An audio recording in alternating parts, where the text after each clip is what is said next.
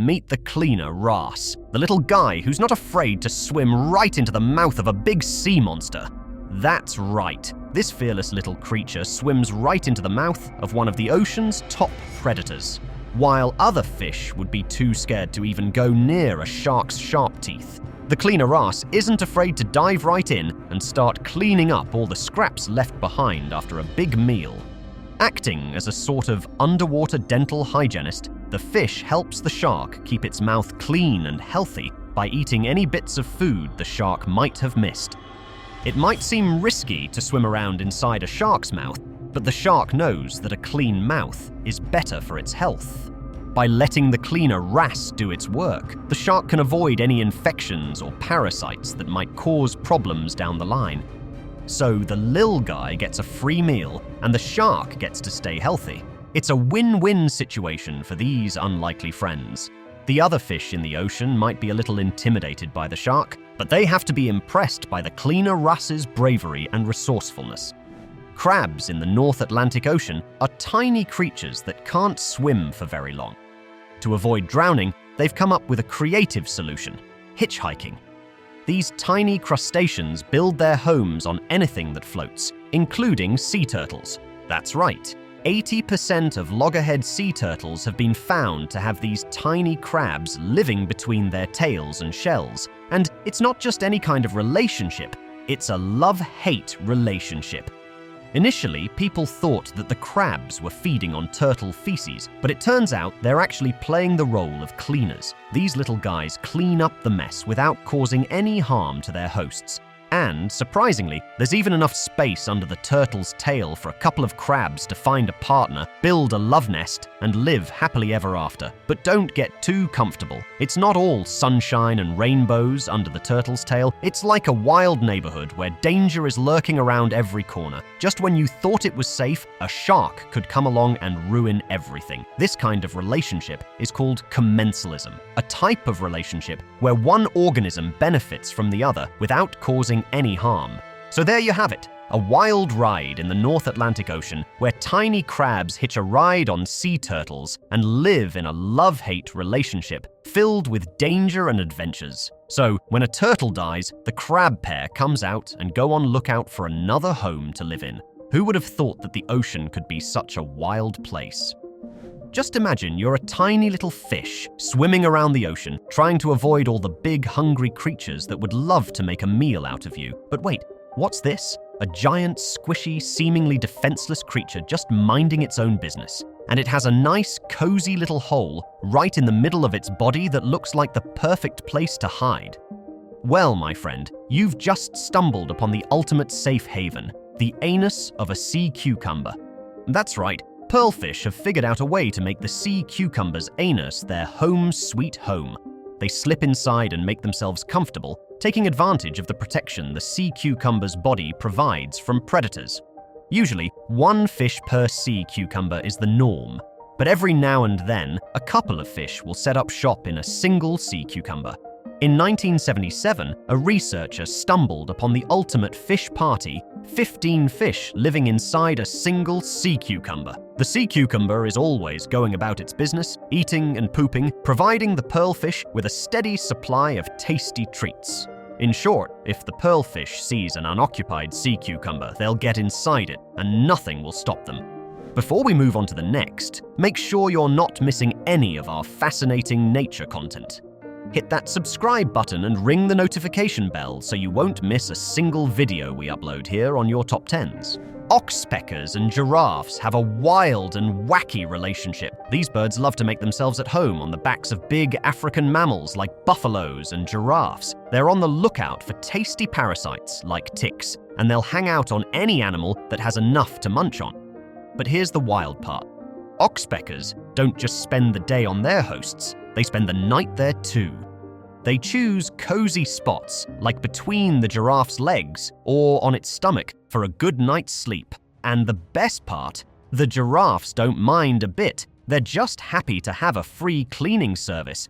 Up to 7 oxpeckers can squeeze into one giraffe's armpits for the night. Can you imagine 7 birds snuggled up on one mammal? It's a funny sight to see.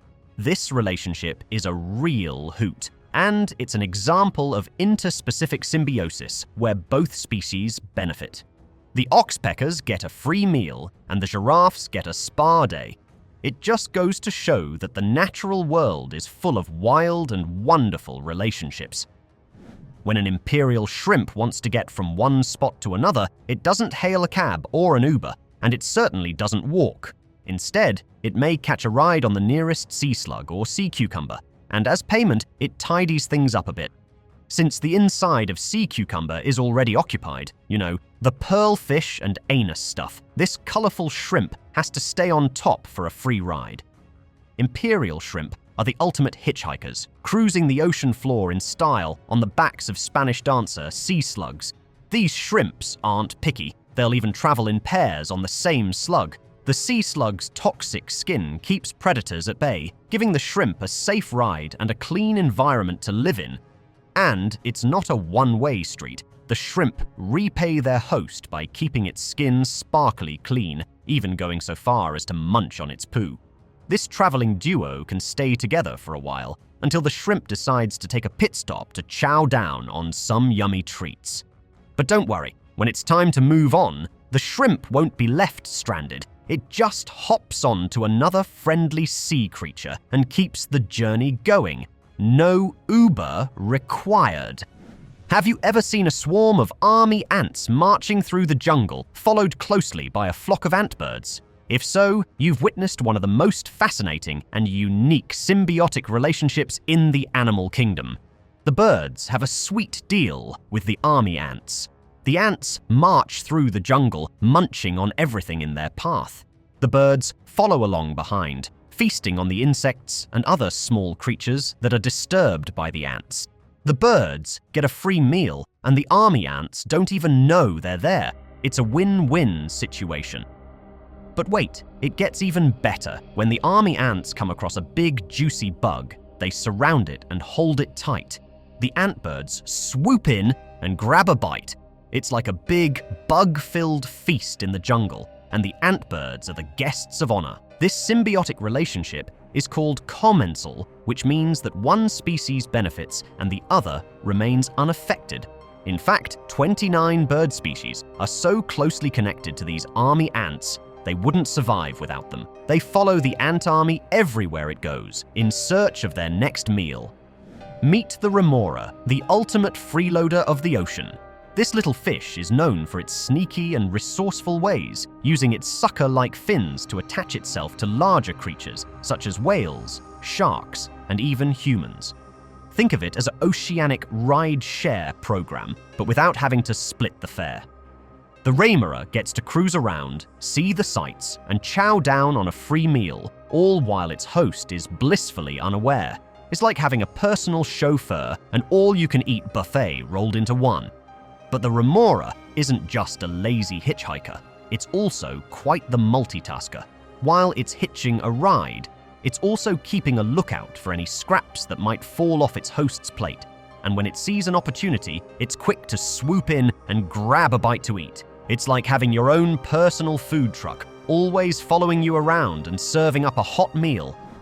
Jackals and vultures are like the dynamic duo of the animal kingdom. The jackals are the hunters, lurking around, sneaking up on their prey and taking it down with ease. But once they've had their fill, the vultures come swooping in, ready to clean up the leftovers. The jackals are like, hey, no need to thank us, just doing our part. And the vultures are all, you got that right. We're like the janitors of the sky, cleaning up all the messes. So while the jackals go hunting, the vultures sit back, relax, and twiddle their feathers. They know that when the jackals are done, they'll be treated to a feast fit for royalty. It's like an all-you-can-eat buffet, with the jackals doing all the cooking, and the best part, they don't have to lift a feather. It's the perfect partnership. The jackals do the hunting, and the vultures do the eating, and they both go home happy and full. It's a classic case of, you hunt, I'll eat. That concludes our video today. Which one of these relationships do you like the most and why? Let us know your answers in the comments. Do you know the term mutualism? Let me explain. All you have to do is press the subscribe button on your screen, and in return, you'll get a daily dose of awesomeness served straight to your fingertips. A win-win situation. See you later.